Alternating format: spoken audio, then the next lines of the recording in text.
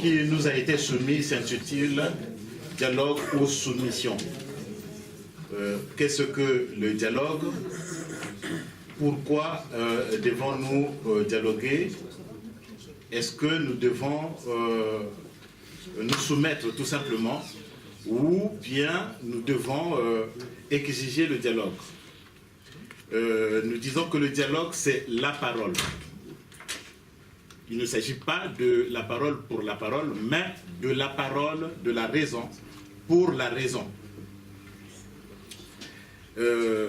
Pour dialoguer, il faut être à plusieurs. Il faut être plusieurs personnes ou un groupe de personnes de sensibilités différentes pour instaurer un dialogue.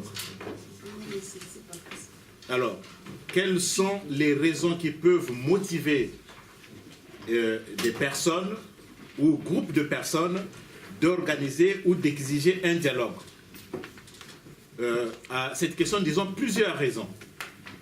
À l'échelle nationale, notamment le Congo, parce que c'est de ce pays qu'il s'agit, les raisons d'aller au dialogue ou d'exiger le dialogue sont les suivantes.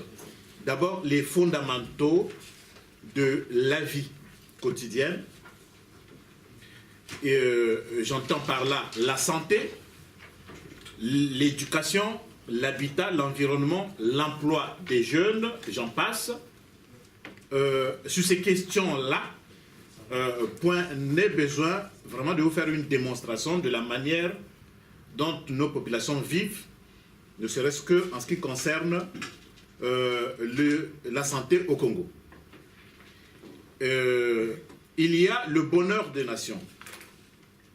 Le bonheur des nations. Alors donc le rapport de 2013 sur le bonheur des nations, publié le 8 septembre, place le Congo-Brazzaville, pays prétendant être pays émergent en 2025, au 129e rang sur 156 pays du monde, défiant ainsi son budget annuel comme le plus élevé de tous les pays francophones de l'Afrique subsaharienne. La Côte d'Ivoire, avec une population de 23 millions, n'a qu'un budget de 3,815 milliards. Le Cameroun, avec une population de 20 millions, présente un budget de 3,236 milliards. Et le Congo, donc notre pays, avec une population de 4 millions d'habitants, a un budget, tenez-vous bien, un budget annuel de 4 milliards, non, 4152 milliards. Alors, où va tout cet argent au regard de la situation au quotidien de la population, de notre population? Moi, je suis fatigué d'envoyer les Western Union à mes parents parce que, évidemment, il faut le faire pour pouvoir les aider.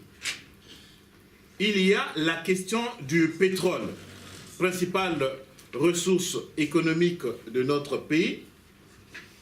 Le pétrole, on peut dire un mot. S'agissant du pétrole, une enquête exclusive publiée le 21 juillet 2014, c'est tout récent, par la déclaration de Berne et Suicide, a remis un rapport intitulé « African Wall on the Risk of Opacity ». Ce rapport montre qu'en 2011, la SNPC n'a vendu que 18% de notre pétrole. Tandis qu'en 2012, donc un an auparavant, 30%. Alors, où sont passés les autres pourcentages de notre pétrole? Cela sans la corruption. Donc, il y a des problèmes comme ça. Au niveau de l'armée, nous pouvons citer, sur notre armée compte 54 généraux.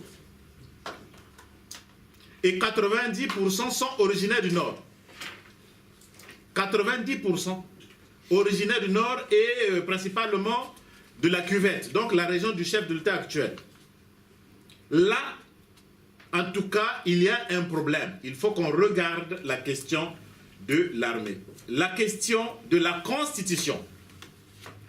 Donc, la question qui nous brûle les lèvres, Sassou a un projet de modifier la Constitution. Et sur cette question, nous disons qu'il ne s'agit pas que Sassou procède à un changement non consensuel de la Constitution. Si il ose s'amuser à faire comme Blaise Compaoré a voulu le faire, je pense que le prochain président qui va fuir, ce sera lui. Il est donc ce problème de la Constitution.